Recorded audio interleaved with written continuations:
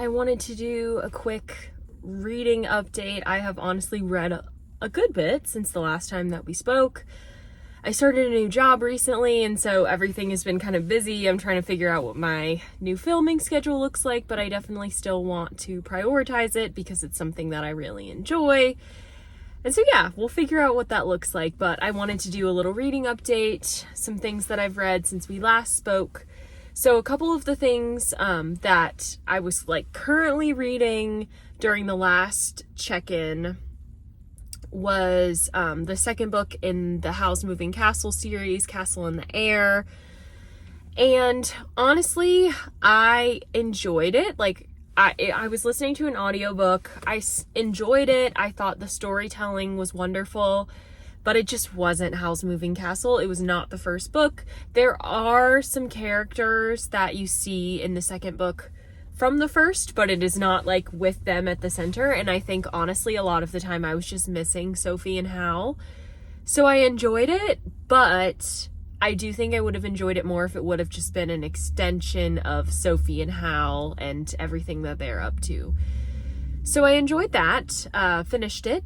I was also reading Want by Gillian Anderson, the collection of fantasies that were submitted by various folks from around the world. Honestly, I loved it. I thought the fact that there was fairly little actual commentary on a lot of what people said honestly makes sense, because I don't know if Gillian Anderson, the actress, is just the most qualified person to be doing a lot of theorizing and thinking about these things. Of course she could if she wanted to, but I think honestly just including that little bit of a blurb at the beginning of each of the kind of sections and categories, and then seeing the stories straight up from folks, seeing the fantasies, and then only really knowing about them, things like their age, income, relationship status, if they have children, and where they live. So, and religion, that was included too. So honestly, I thought it was really well done. I really enjoyed it. Definitely one that you might want to read not while you're around other people, because if anyone looks over your shoulder, it is just people's deepest fantasies. So sometimes there'll be something that you're just ooh, I hope nobody's looking over my shoulder as I'm reading this. So I finished that. The next thing I read, and for a lot of these I don't have a physical copy, so I'll just put a kind of picture of the title and the cover on the screen. But the next book I read was 10 Birds That Changed the World by Stephen Moss. Honestly, I really loved this one. It was a really good mix of biology and some of the kind of scientific information about the birds, but then it was also really focused on birds that had a huge cultural impact in some way. So we cover 10 different birds. They're all featured on the cover, but we talk about pigeons, not ravens, crows, I think. No, ravens. Raven, pigeon, wild turkey, dodo, Darwin's finches, cormorant, snowy egret, the bald eagle, the tree sparrow, and the emperor penguin. So all birds that have some sort of sociocultural significance, and kind of mixing that with some of the biology of each of these birds, and talking about, there's obviously some environmental impact, as some of these birds, like the dodo, are extinct and have been extinct for many years directly because of human impact. And so really thinking about what that impact is, kind of the road that we went down. But I really, really loved this. I learned a lot, and I thought it was really engaging. Sometimes nonfiction, I enjoy nonfiction, but sometimes it can be hard to feel really excited to go back to it and come back again and again. And this was one that I kept being excited to come back to it and really enjoyed it. So that was another one. And then I went back into fiction and read Afterlife by Julia Alvarez. So this is about an English professor who retires. So she gets to her retirement, and then on the night of her retirement, her husband dies. And so this is her kind of going through the period of grief and healing and all of that she's experiencing after the loss of her husband. She also is one of 4 sisters, and so there's a lot of discussion of sisterhood and the roles that we each kind of fit into and play within family dynamics and within those kind of sisterhoods. And I love anything about sisterhood. I have 2 sisters myself, and I'm just fascinated by sisters and kind of that unique connection that we have. And so really enjoyed this. Definitely a tough read at times. It's not the most positive, uplifting thing all the time, but the writing was beautiful. The way she spoke about grief, I absolutely loved it, and definitely would recommend. Okay, so I also, because of starting this new job and having more of a commute every day, I've definitely been on my audiobook game. So some audiobooks that I've listened to, I listened to the Lonely Hearts Book Club by Lucy Rose. I'll correct it if I'm wrong about the author, but it was very kind of cozy, easy to get through. It follows a small town librarian who has several run-ins with an older patron of the library, who then starts experiencing some health issues, and she ends up forming a sort of book club with the elderly patron of the library, with one of her best friends, with the man's neighbor, and with his grandson. And they get into a lot of different really interesting discussions, not only about the books that they're reading, but just about the things going on in their lives, and make some really interesting connections. Yeah, it was a lighthearted, very sweet read. I enjoyed it. And the next audiobook I read after that was Writers and Lovers by Lily King. And this book I would give 5 stars. I absolutely loved it. It's about a character who is finding herself in her late 20s, early 30s, and she's always wanted to make it as a writer, and it feels like all of her kind of friends and people close to her have quote unquote moved on from this dream of being a writer.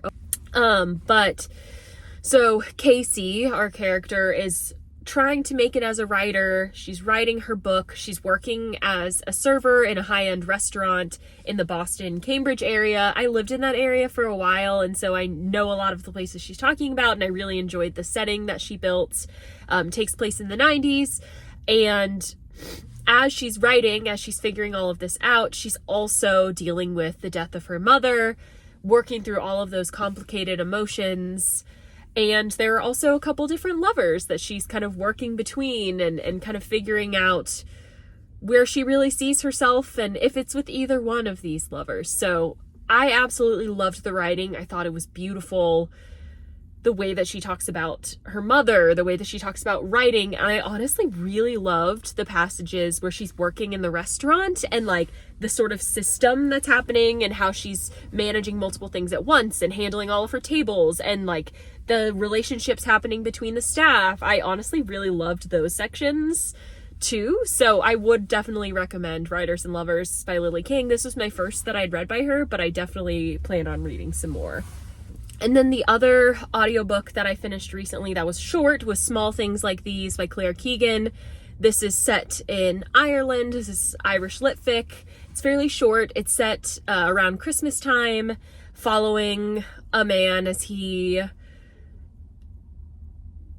It's hard to describe, honestly, but it's like close family relationships and sort of his place within the town and some of his family history and lots of his own reflection on kind of his own privileges and how he was able to get to the place where he is now and how he deals with being confronted by things that many people just kind of turn the other way from and don't want to talk about, but does he want to turn away anymore? And so I think it was really beautiful. It was nice now that we're in December to kind of have something kind of Christmas related.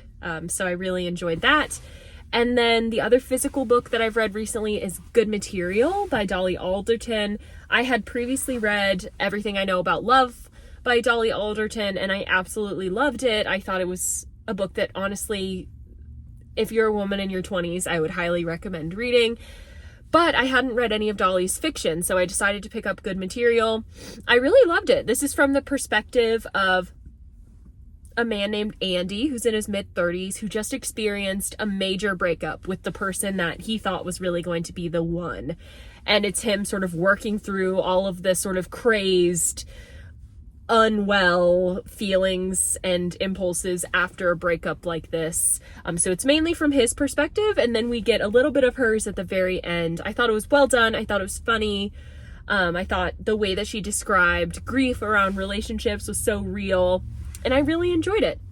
And now what I've started is the new Jim Crow. Yes, the new Jim Crow. So I've started it, haven't made it too far yet. But yeah, I'm interested to continue diving into that area, talking about justice and thinking about our prison system and the way that those things have been structured in today's society. And this was also written pre-Obama. So this is like a while back, and so there's a lot that has changed since then, a lot that's different, and a lot that we can think through of how this relates to the way things have shaped up over the last decade.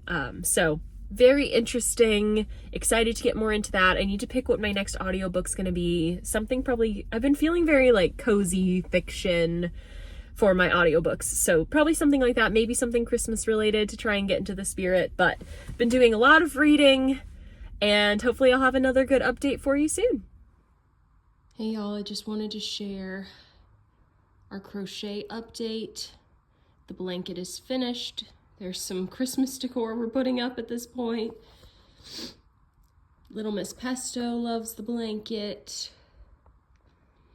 We ended up, I technically needed some more of this red color to finish the blanket, but we were having trouble finding it. Michael's was sold out, and the person I was giving this to ended up just saying, hey, I don't care, we can end it right here. So this blanket is far from perfect, but I'm very proud of it. It represents a big accomplishment in my crochet journey. My friends have been using it. It's very warm, very heavy. The cats love this Bernay blanket yarn. So a huge accomplishment finishing this crochet blanket. Okay, so update on the fall garden. She's been through a few trials and tribulations. We've got some looking a little worse for wear, but overall, we've still got some good things going on. The Brussels sprouts looking pretty good. Broccoli are good. You can see, I'm so excited, you can see the little like head of broccoli starting to come up. So I'm very pumped about that. We have this beet that I am about to harvest because she is so beautiful. We have some that are growing, but I think during the day they get some shadow from this ledge right here. And so I think they aren't getting quite as much sun as stuff kind of more in the middle. And then we also have some carrots doing really well too. So I'm super excited about that. Overall, just really pumped about how our cold weather garden is doing. So I'm about to harvest this beet.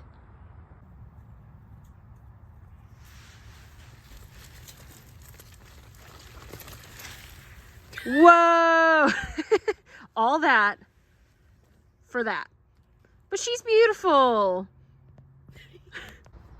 Here she is in all of her glory, and this really dead bed that we will clean out soon.